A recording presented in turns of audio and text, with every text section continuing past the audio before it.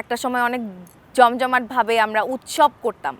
আমার কাছে বিজয় দিবস মানে উৎসব, একটা উৎসবের মধ্যে দিয়ে দিনটা উদযাপন করবে সবাই, সবাই বের হবে হাসি খুশি মুখে, এটাই তো আমার কাছে বিজয় দিবসের মানে।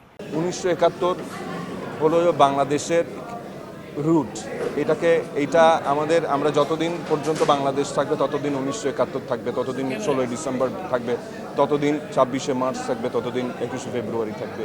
আমি 1971 সালের সকল শহীদ মুক্তিযোদ্ধা এবং যারা জীবিত ছিলেন সকল মুক্তিযোদ্ধাদের প্রতি শ্রদ্ধা নিবেদন করে তাদেরকে শ্রদ্ধার সাথে স্মরণ করছি।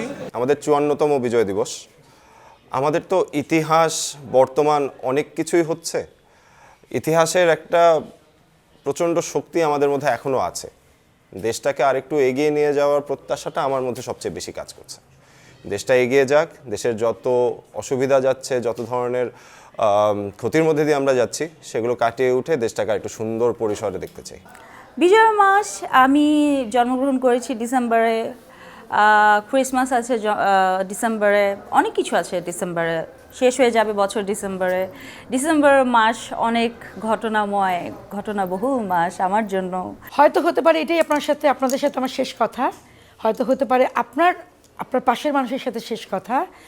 তো সবার সাথে আমরা একটা ভালো আচরণ করি, সবার সাথে ভালো ব্যবহার করি, আমরা সম্মান করি, সম্মানিত হই এবং সবাই প্রে করি, সবাই প্রার্থনা করি আমাদের বাংলাদেশের জন্য, বাংলাদেশের মানুষের জন্য, যেন আমার দেশটা খুব সুন্দর থাকে এবং ভূমিকম্প থেকে আমার বাংলাদেশ যেন মুক্তি পায়।